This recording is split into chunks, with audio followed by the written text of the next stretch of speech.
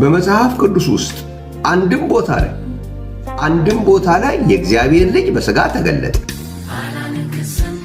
የእግዚአብሔር ልጅ በሥጋ መጣ የሚባል ቋንቋ የለም። ሰላም ይብዛላችሁ ውድ ወገኖቼ፣ ባላችሁበት ስፍራ ሁሉ ቄስ ኃይሉ ዘሪሁን ነኝ። ለብዙዎች እንዲደርስ ሼር ማድረግን አትርሱ። እስቲ ዛሬ ደግሞ ለቄስ በረከት ማቲያስ ከእግዚአብሔር ቃል መልስ ልስጣቸው። ምክንያቱም እሳቸው አንድም ቦታ እንኳ የእግዚአብሔር ልጅ በሥጋ ተገለጠ የሚል የለም ብለው አስተምረዋል። ያው በዕውሮች ሀገር ጠንጋራም ብርቅ ነው ይባላል። እርስዎ ለዛ ቤት ብርቅ ስለሆኑ ሰው በአድናቆት ሊሰማዎት ይችላል። እንደኔ አይነት ከዛ ቤት ለወጡት ግን ምንም እንዳይደሉ ልነግሮት እፈልጋለሁ። ከእግዚአብሔር ቃል ልንገሮት። አንደኛ ዮሐንስ ምዕራፍ 3 ቁጥር 8 እንደዚህ ይላል፣ ኃጢአትን የሚያደርግ ከዲያብሎስ ነው፣ ዲያብሎስ ከመጀመሪያ ኃጢአትን ያደርጋልና፣ ስለዚህ የዲያብሎስን ሥራ እንዲያፈርስ የእግዚአብሔር ልጅ ተገለጠ ይላል። የተገለጠው ማን ነው? የዲያብሎስ ሥራ ሊያፈርስ የእግዚአብሔር ልጅ ነው። እርስዎ ግን የሚሉን አልተገለጠም ነው። መጽሐፉ ግን የዲያብሎስ ሥራ ያፈረሰው በሥጋ የተገለጠው የእግዚአብሔር ልጅ ነው ይላል። አንደኛ ይሄ ነው። ሁለተኛ አንደኛ ዮሐንስ ምዕራፍ 5 ቁጥር 20 እንደዚህ ይላል፣ የእግዚአብሔርን ልጅ እንደመጣ። ማን ነው የመጣው? የእግዚአብሔር ልጅ ነው የመጣው። እንደመጣ እውነተኛም የሆነው እናውቅ ዘንድ ልቦና እንደሰጠን እናውቃለን። እውነተኛም በሆነው በእርሱ አለን፣ እርሱም ልጁ ኢየሱስ ክርስቶስ ነው። እርሱም እውነተኛ አምላክና የዘላለም ሕይወት ነው ይላል።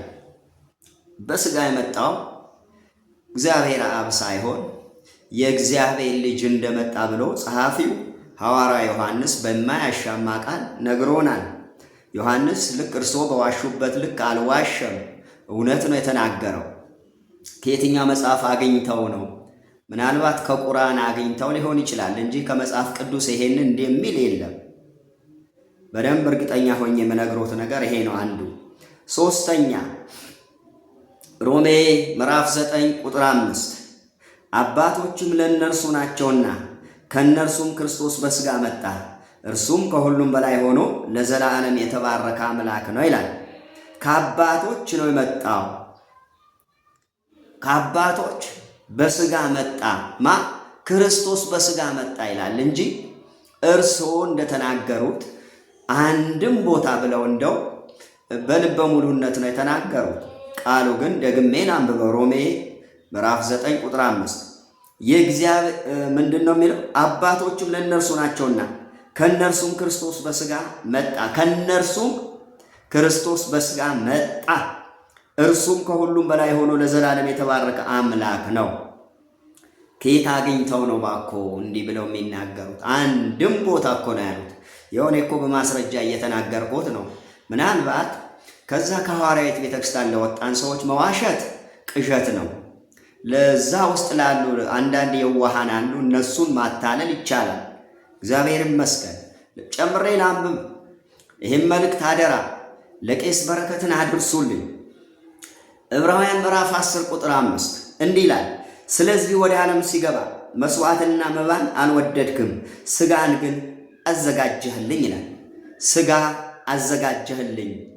ማን ነው ሥጋ ያዘጋጀው? እግዚአብሔር አብ ነው ሥጋ ያዘጋጀው። እግዚአብሔር ይመስገን። በሥጋ የመጣው ማን ነው? ልጁ ኢየሱስ ክርስቶስ ነው። ሰው የሆነው ኢየሱስ ክርስቶስ ነው። የዳዊት ዘር የሆነው ኢየሱስ ክርስቶስ ነው። የአብርሃም ዘር የሆነው ኢየሱስ ክርስቶስ ነው። የሰው ልጅ ብሎ ነው ራሱንም የጠራው። የሰው ልጅ ነው፣ እግዚአብሔር ልጅ ነው፣ ክርስቶስ ነው፣ አምላክ ነው። ግን በሥጋ መጥቷል። ክብር ለጌታ ይሁን። ቁጥር 19 እንዲህ ይላል፣ እንግዲህ ወንድሞች ሆይ በመረቀልን በአዲስና በሕያው መንገድ ወደ ቅድስት በኢየሱስ ደም በመጋረጃው ማለት ይልና በሥጋው በኩል እንድንገባ ድፍረት አለን ይላል። በሥጋው በኩል እንድንገባ ድፍረት አለን ይላል።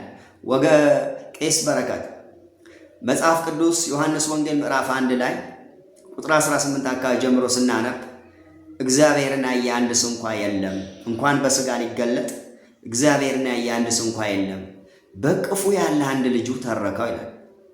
ከየት ነው ያመጣኸው? ምንድን ነው የምትለው? እባክህ ተው።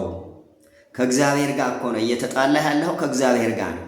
ምናልባት ብዙ ፍሎ አግኝተህ ሊሆን ይችላል፣ ብዙዎች አጨብጭበውልህ ሊሆን ይችላል። ግን መጨረሻ ጥሩ አይሆንም። እኔ ልምከርህ እንደ ወንድም ቆም ብለህ አስብ። እንዴ አንድም ቦታ አልመጣም ብለህ ስትናገር ይሄ ሁሉ ማስረጃ ሰጠው።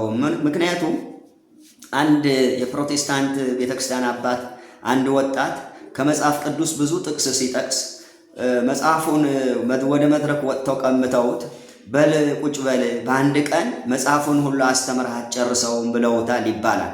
አባባ ኬዳሞ ይባላሉ። የተከበሩ ሰው ናቸው። ቃለ ሕይወት ቤተክርስቲያን አገልጋይ ነበሩ። ቀደምት ከነበሩ አባቶች አንዱ ነበሩ። አሁን ወደ ጌታ ሄዱ። ስለዚህ እባክህ ከመጽሐፍ ቅዱስ ጋር ከእግዚአብሔር ቃል ጋር አትጣላ፣ ቃሉ የሚለውን አትጋፋ። ይህ ማለት እግዚአብሔር ማዋረድ እንደሆነ እወቅ። ምናልባት ያለህበት ቦታ ምቾት ሊሆን ይችላል። ያ ምቾት ሰዶም ሊሆን ይችላል። ተባረኩ። ቄስ ኃይሉ ዘሪሁን ነኝ።